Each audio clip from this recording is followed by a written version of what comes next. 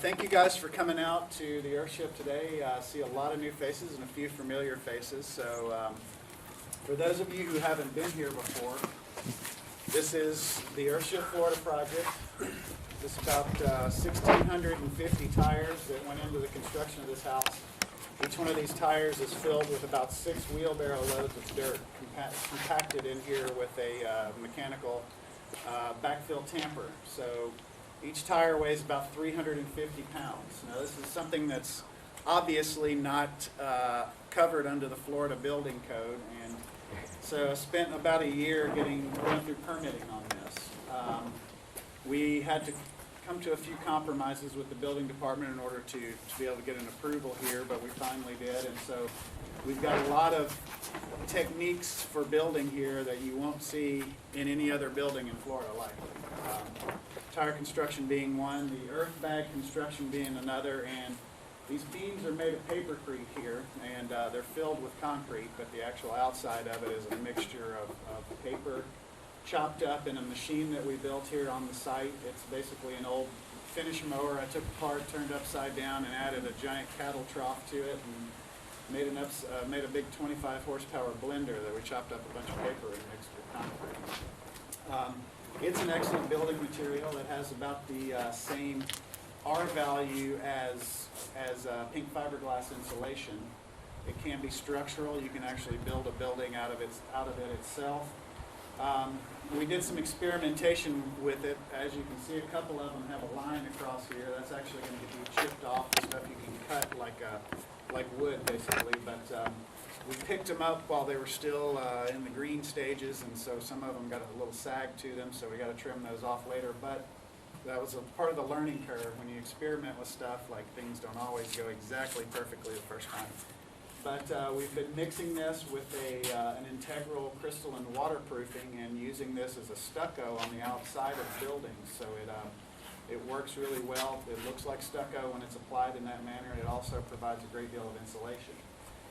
The thing that makes this building work, these tires being filled with earth and packed so tightly creates a dense thermal mass. So things like concrete, water, stone, tightly packed earth are all dense thermal mass. They store energy like a battery stores electricity. So a good way to look at that is to take a glass of cold water and a glass of cool air out of your house on a really hot sunny day. Take it outside and set it on the porch, and then determine which one is going to cool down faster, the empty glass full of air or the glass full of water. The water will take much longer to reach the outside temperature because that thermal mass is much heavier than the air that's inside the glass. So these walls are dense thermal mass. On the outside of it, we've piled a bunch of earth up against that. So we're going to end up with walls that are typically anywhere, the tires themselves are close to 3 feet thick, and then we have another 3 to 20 feet of dirt on the outside of that. So we've created a very, very large thermal mass on these walls. So once this is roofed in and enclosed, then the inside of this building will kind of reach a stable temperature, and it'll want to stay in a fairly comfortable temperature range just due to the fact of all of that energy stored inside of the walls.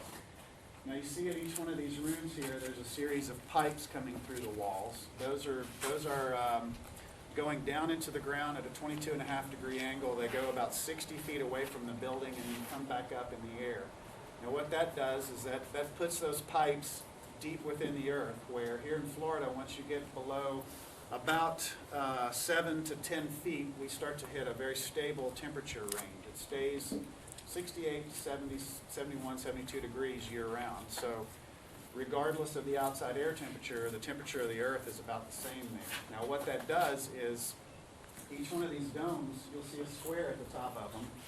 There will be a chimney built on top of that with a skylight on top of it. That chimney is going to be black metal with glazing on the south side, and what that'll do is allow the sun to warm up the black metal. It'll get hot, it'll create a convective current. When we open the skylight up, that heat will rise up out of the chimney, and it'll create a negative pressure inside the building, and it'll gently draw air in through these pipes. Now we've fan forced this when it was 94 degrees outside, and we got 72 degree air out inside of the pipes here. So what we'll be doing is pulling warm air in and exhausting it out the building, pulling cool air in and exhausting the warm air out the building. What are you doing to remove the humidity from that? Once the pipes are, once we get a little further along with the project, we're going to be building a collection box outside, and there will be a desiccant wheel in there. And basically what that'll do is pull the intake air will be pulled across that desiccant. It will remove a lot of the moisture from it. And then the desiccant wheel will be designed within a solar box, so basically we'll be using solar heat to recharge it. Yeah, exactly. Also, you see a series of these pipes here. Before we poured this concrete slab here, this looked like a giant easy bake oven. Each one of the rooms has a coil of red pipe underneath the floor. We have a 440-foot deep well here that we were required to dig by the county. On the first page of the building permit, there's a box that says this house will be served by A, municipal water supply, or B, well water. There is no C, other. So we had to dig a well in order to get our permit here, but we do have 5,500 gallons of rainwater storage built into the berms of these. So each place that you see the wall kind of come out like this, it creates a pocket behind it. Buried in that dirt is a cistern. And so as the roof gets put on here, all of that water will be channeled through a rock filter system and then into one tank on each side. All the tanks are plumbed together, so even if water only came in on one of them, the level would rise on all of the tanks at the same time.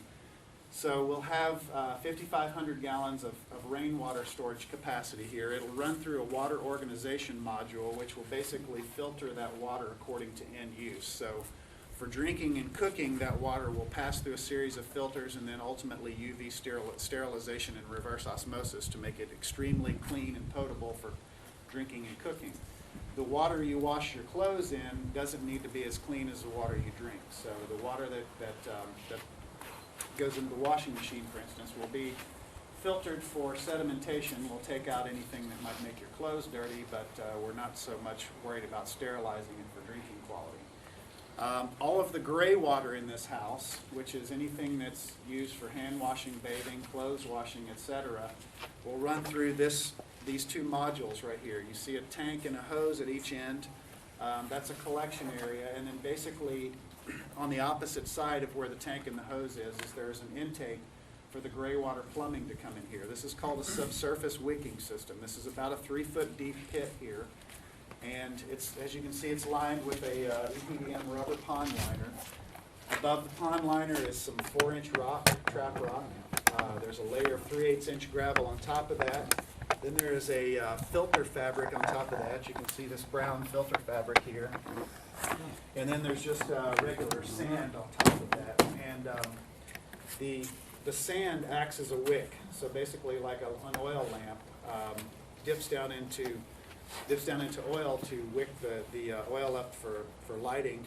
This, as the water rises up to the lower level of the sand, it gets absorbed by the sand, and then eventually there will be a layer of organic material on top of this. It'll bring it level with the floor. We'll actually be growing food-producing plants in this part right here. So the microorganisms that form on the rocks and sand help to break down the things like soaps and hair and skin, whatever makes it into your gray water, and turn it into amino acids that are readily available for uptake by the plants. Now, as the plants pull these nutrients out of the water, it cleans it up. So by the time it makes it from one end of this filter to the other, it'll be clean again.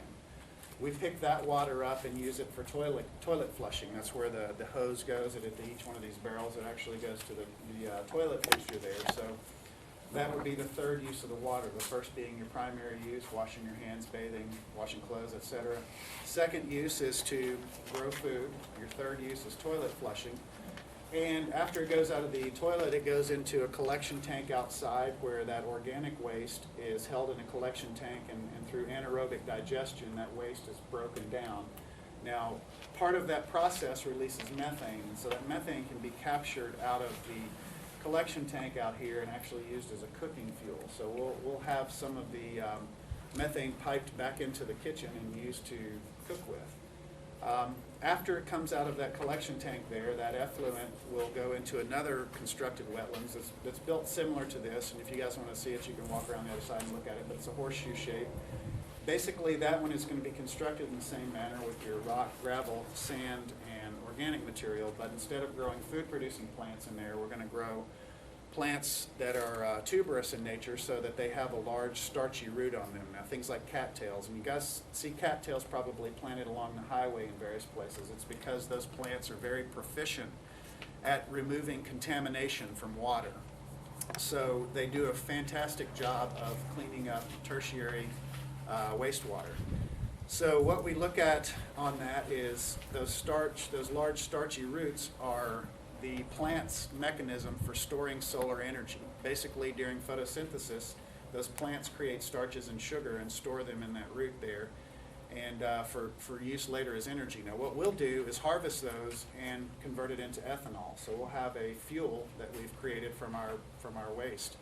And basically, the waste product from ethanol production is a wort or a mash, and that gets composted, and all the micronutrients that the plant took up during its life cycle and metabolized will then be in that compost there, and it'll make an excellent fertilizer. So basically, that's a kind of a permaculture design on a wastewater treatment system, and there actually is no waste in the system. It's all converted into a different kind of resource.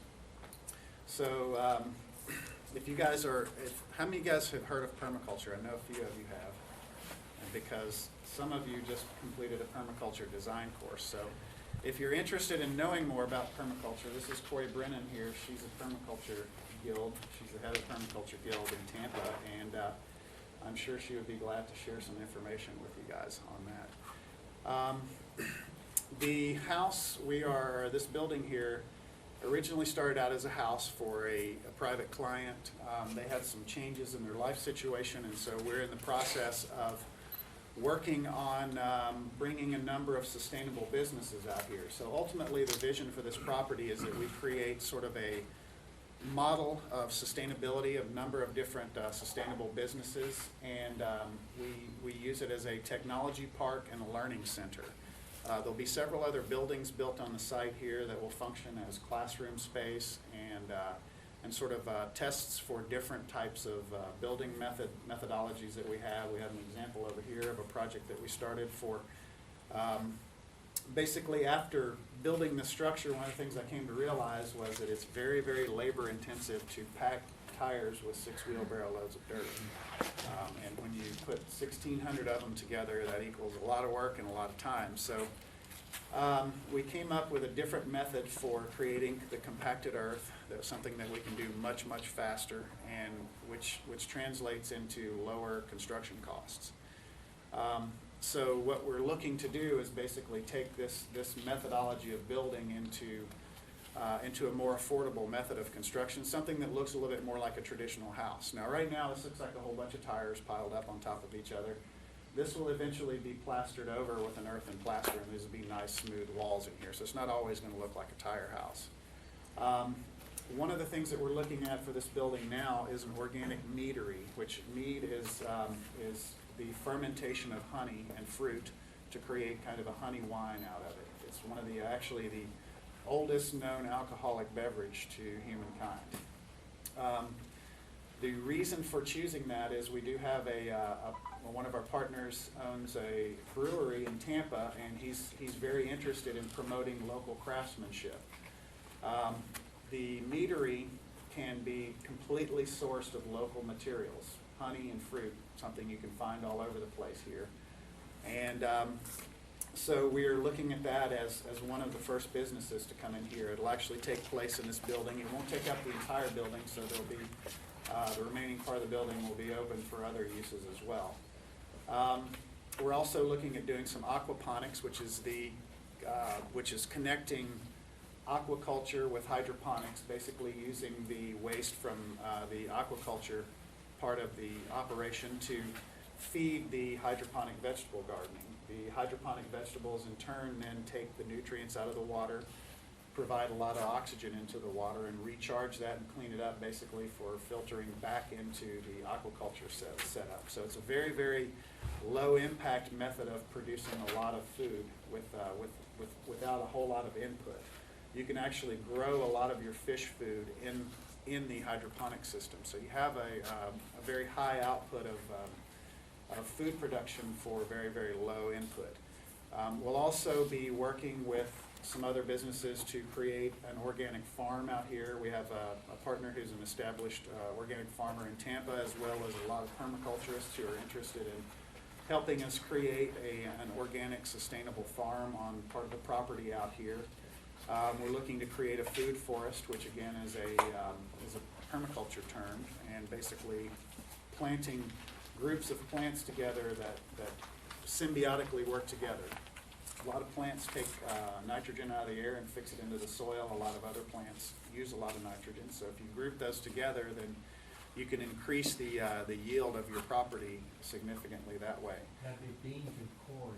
Beans and corn and squash. Squash makes a great ground cover, and beans fix nitrogen into the soil, and corn uses a lot of nitrogen. So that's one of the three sisters guilds there. Another thing we're looking to do here is do a gasification unit or pyrolysis. And how many of you are familiar with gasification? A few of you are familiar with it. Basically what that is controlling the flow of oxygen, or controlling the amount of oxygen, and controlling the temperature within an enclosed burn. Now it's very, very different. Like if you were to take a pile of firewood and build a fire outside, you'd have a lot of smoke coming off of it. With gasification, basically what you're doing by controlling that oxygen and controlling the temperature, you're actually chemically cracking the molecules that make up the carbonaceous material.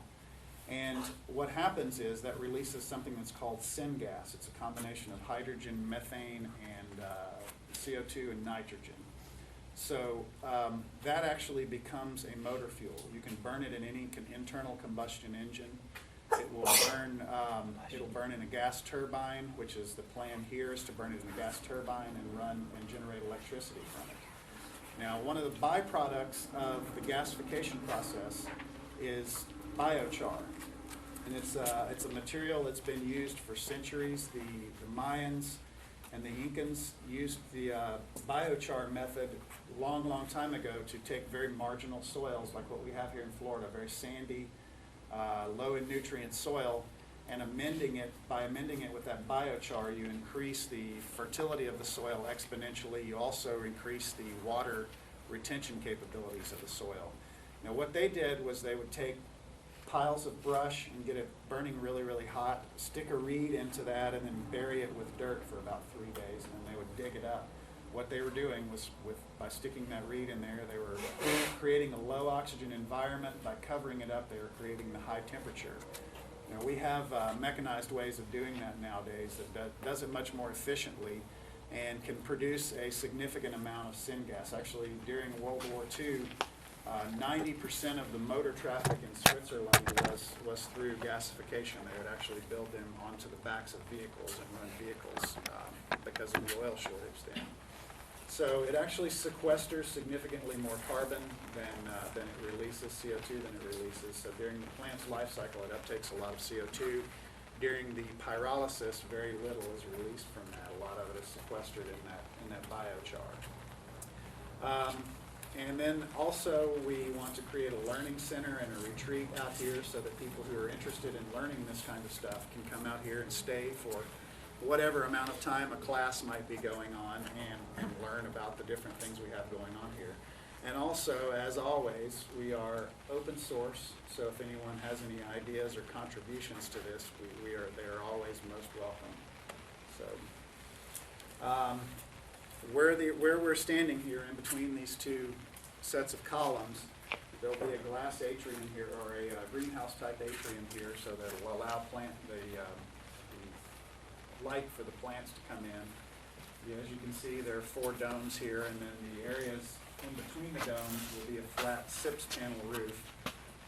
This home will be completely off-grid. We'll have a combination of the pyrolysis and solar power, and then a lot of just passive design that will go into making this home function. Do you guys have any questions so far? Why is your well up to be 400 feet? Because the county said that here we have to drill a 400-foot well. That's It's kind of like they have a table that they go by and by area, and this is part of the Panther something area, and That's where the aquifer that they want you to take on is. I believe so, yeah. The advantage to that is that we get nice and cold water coming out of there regardless of the time of year. So we'll be pumping it through here and help to remove some of the heat through the, from the slab. That water is a completely closed system, so it actually goes back into the ground through an injection well. So it never touches the air or anything. It's all inside of a series of plumbing. So you're going to be using that for your drinking water? No, we'll be using rain catchment for the drinking. Yes, well, we have to be tested, like part of the, this entire wastewater system and the rainwater system is all under an innovative use permit by the state, so we have to provide testing and things like that, to demonstrate the viability of the constructed wetlands and also our filtration methods. Looks like we got a little rain coming into it. Is there anything else on site besides this building that could be developed or anything that we? Well, I mean, the property itself, when we first got here, you literally had to have a machete to get from the road back to this building pad here. It was completely grown over with palmetto and old world vine. The pond itself is actually where the dirt came from for the walls. We dug the pond out. That pond, we've created a series of littoral shelves in there that will be planted over with plants and used to help clean that water up. And we have a floating island that will go out in the middle of it that is going to be another kind of constructed wetlands, a different type of constructed wetlands. The field on the other side of the pond, very, very swampy when we first got here, and we created a series of swales there to basically bring the water into a ditch and but capture it. It doesn't channel it off anywhere. It actually captures it and holds it in those retention areas so that it makes it readily available to the plants that are planted in the bermed areas beside it. So it's a constant supply of water even when it doesn't rain for a while. We have a few strains of bamboo we've planted in various places around here.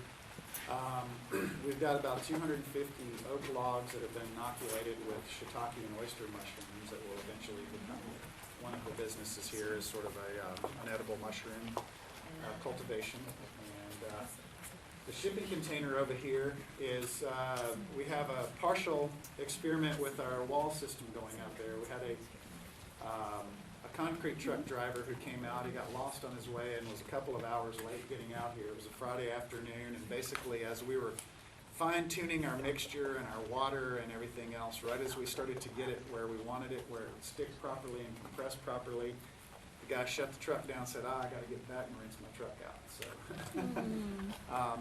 we're about halfway through with that. We actually have a volumetric mixer, which is the on-site mixing truck, coming down here from someone who buys old equipment and resells it. So he's going to store his equipment down here for a little while and let us toy around with that a little bit. So we have our well house and kitchen area up front. That's set up, captures rainwater. You guys probably saw it when you came in. There were a series of barrels up in the air there, and then some thatching around that. That's actually our solar showers. When you build a house out of tires pounded full of dirt, you get dirty, so it's a place to wash off. There's a solar water heater up there that basically captures rainwater off of the roof of the well house, stores it in a cistern, and we pump it up overhead into the 55-gallon drums, and that pressurizes the showers for cleaning off purposes. And we have camp outs here occasionally when we do workshops. People are welcome to come out and camp on the site or whatever. So sort of provided a kitchen facility and shower facility for that. And then there's a small garden area up there that got hit pretty hard by the freeze here recently. But there's a solar panel on the roof there that provides power for the pump and everything else. So a few things like that. What are the trees in the garden or anything? The trees. Those are the cranberry hibiscus. The cranberry hibiscus. What's the layout of the building? This building? Yes. Well, originally, like I said before, it was designed as a home. We're going to be using it Right. with differently now. If you take into consideration the porticos at the end here, there'd be a total of 4,000 square feet under roof. There's just under 3,000 under the main part of the building here. And as we move forward, part of this, like one half of the building likely will be turned into the mead operation. The other half of the building will be available as a sort of a social area, a place for people to gather and learn and talk about what's going on. And this part here will be, since you're. Yeah, there's a greenhouse roof that goes over this entire section of the house here. How long have you been working on this project? Started 2 years ago with a year-long permitting process. We actually started pounding the first tires in July of last year, or July of '09 actually.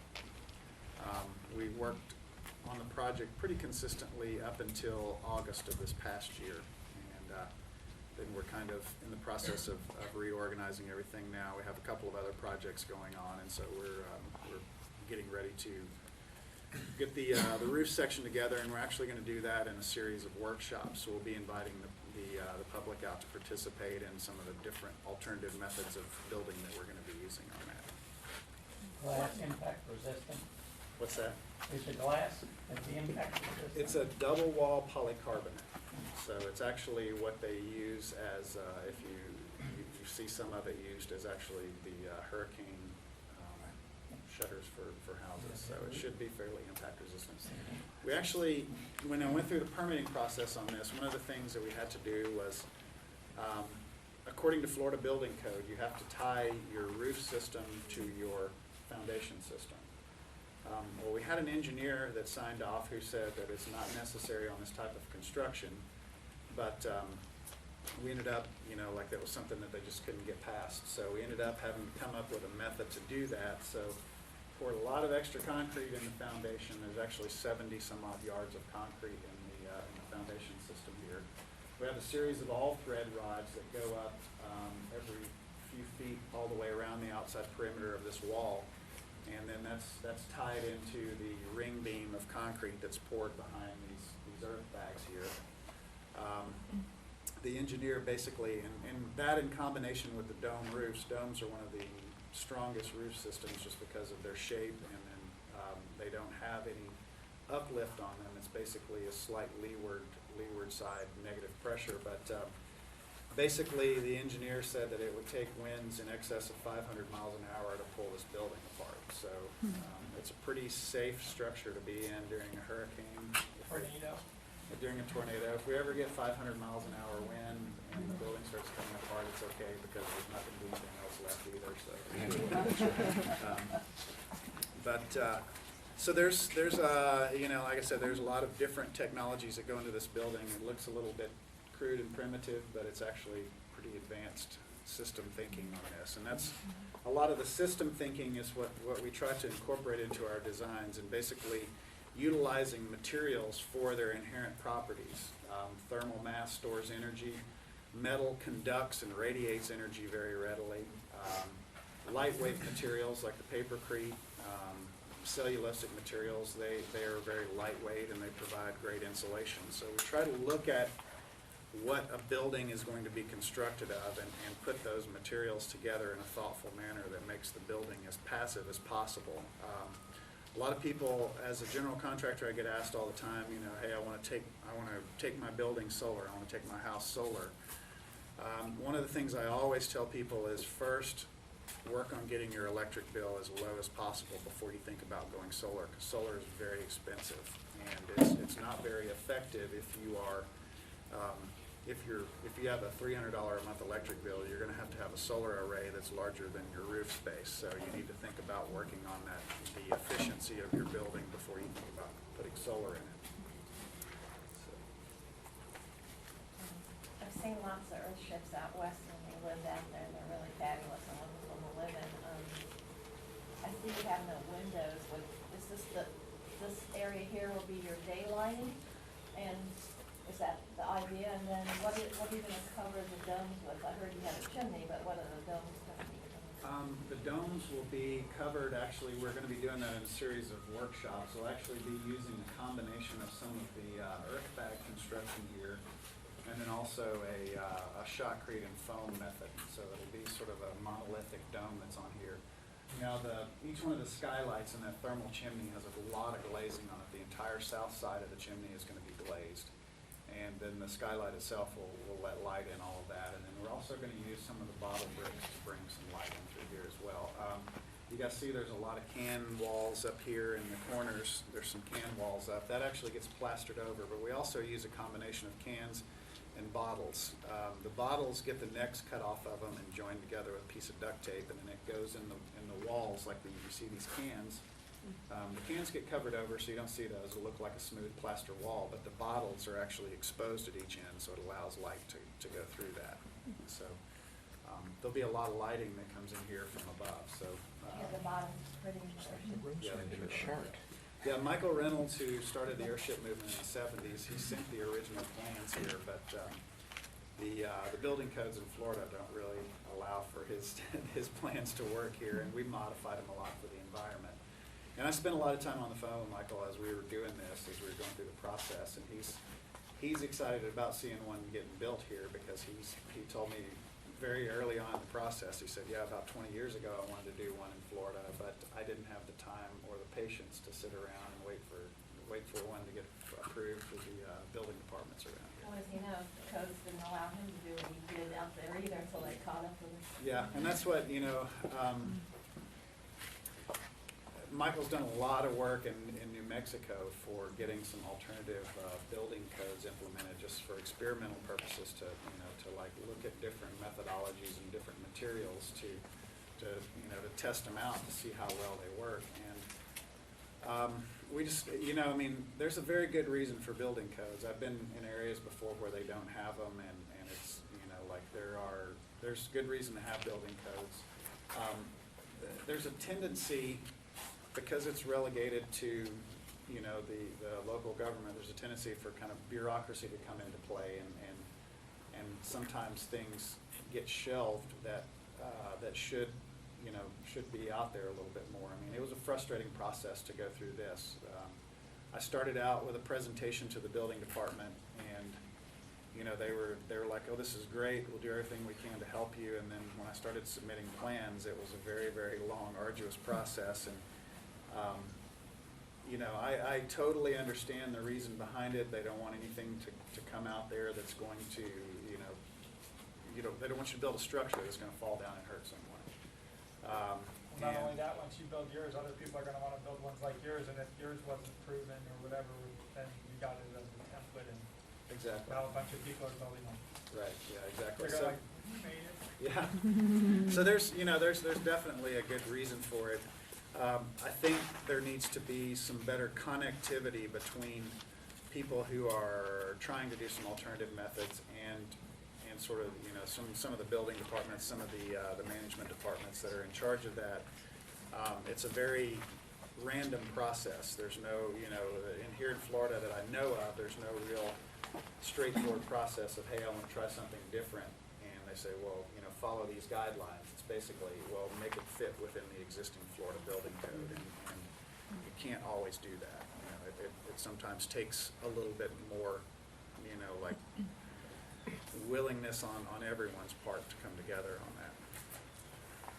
So it sounds like then you had to do both. You had to do the things according to building code. You tried to get engineers to sign off, and when they did, you still had to go ahead and do it, so that you have built this house according to how you should do it, plus done things to match the building code. Yeah, I mean. Which added to your cost and added to your time. Exactly, yeah. Yeah. One of the things was, and this may be something that if we were to do this again, we may be able to do something differently. The tying the roof to the foundation was one of the most expensive and time-consuming aspects of trying to make it conform to the building department.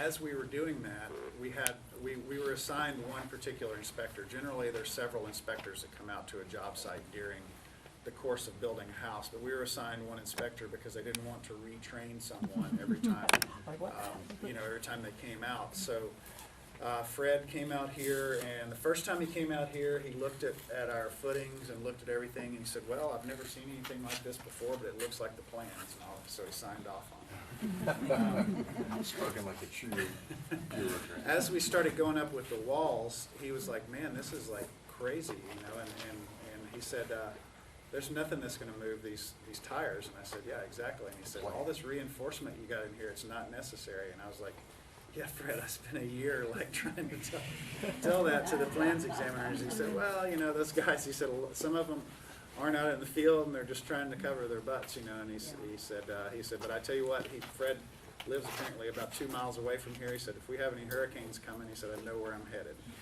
And, you know, so he's been great throughout the process.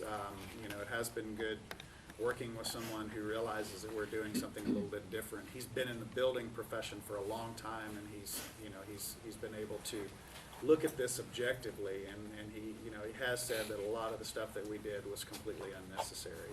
And you know, basically, these walls, as they're bermed up like this, we're basically creating an underground structure. You know, the hill, so to speak, is going to come up to the roof level here, so there really is no shear force against the walls. There's no uplift against the roof because this is underground for the most part once it's complete.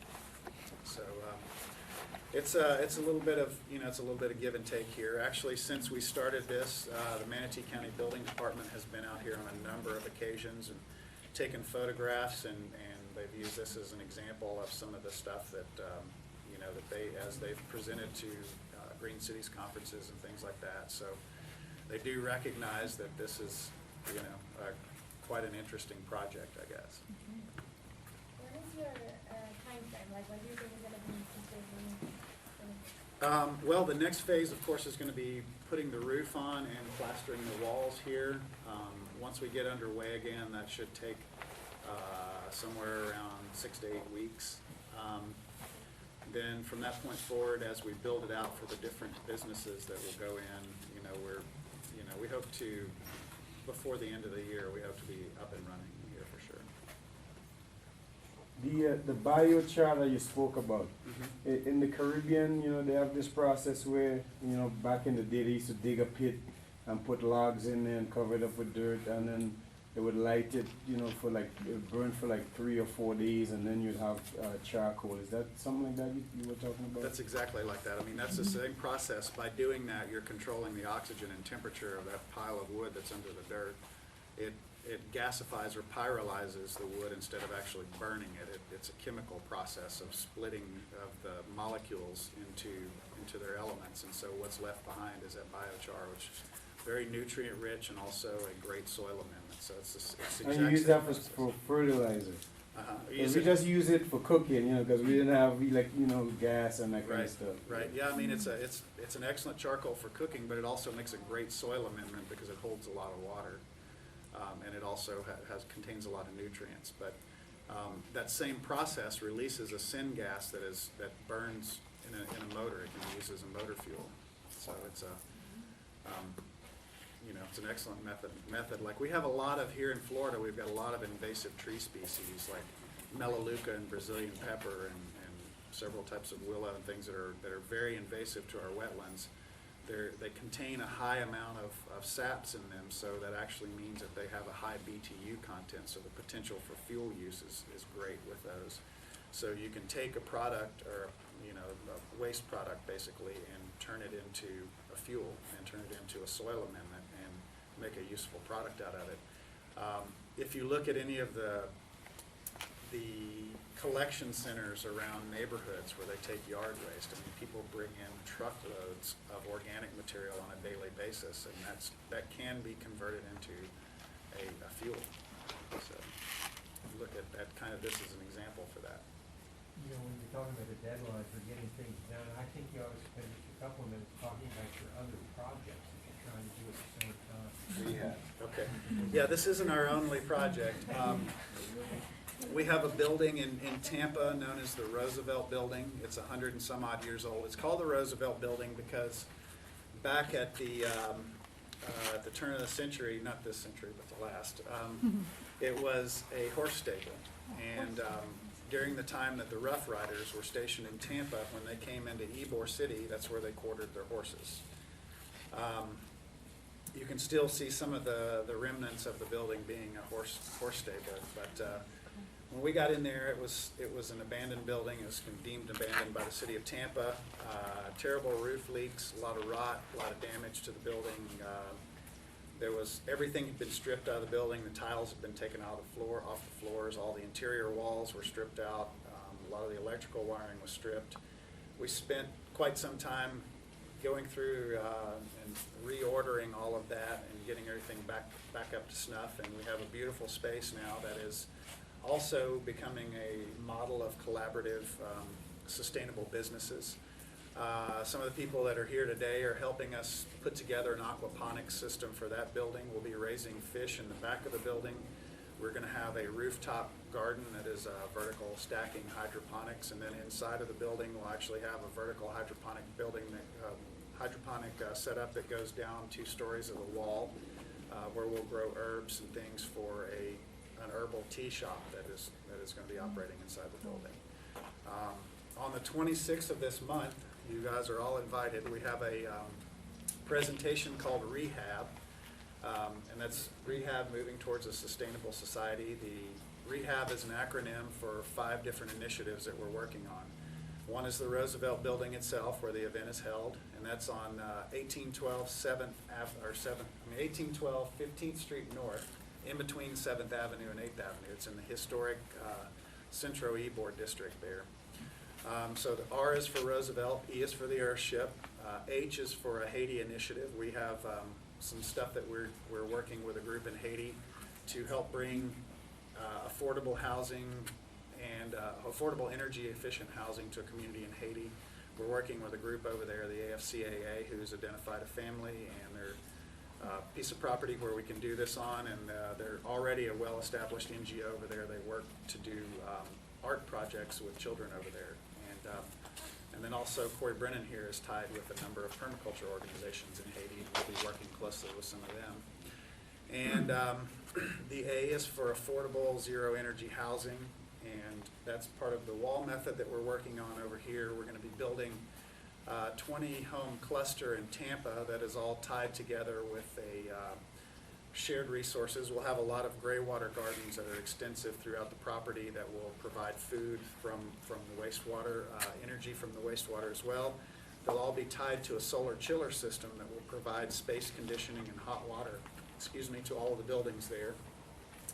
And then there'll be a shared community space where there's a large commercial kitchen. People will be able to join together and have meals. And it's on a piece of property, Lake Ellen, in Tampa. It's a beautiful piece of property up there, and we'll be creating a very, very, very self-sufficient, self-sustaining community there.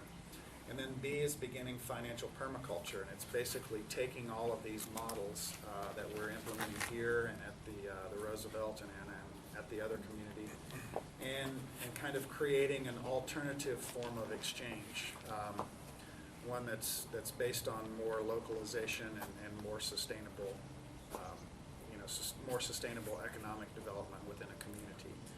We have a number of people that we're working with who are creating time banks and exchange systems, and basically looking to create more local commerce in communities. So, you guys have any questions about that? Can you guys? Is your building on the National Register of Historic Places? It is not at this time. It's something that we've looked into, and one of the things that we're running into is we're creating a network during all of this. We're creating a website called thecampus.tv, and it's going to be a mechanism of project management to kind of track and build algorithms of all of these different business models, not just ours, but other people who are connected with it, so that we can start to plug these initiatives into other communities. One of the things that we've been doing is connecting with other networks and working with different people who have different talents. A lot of what we do falls under the auspices of available grants. I'm not a grant writer. I don't have time to become a grant writer.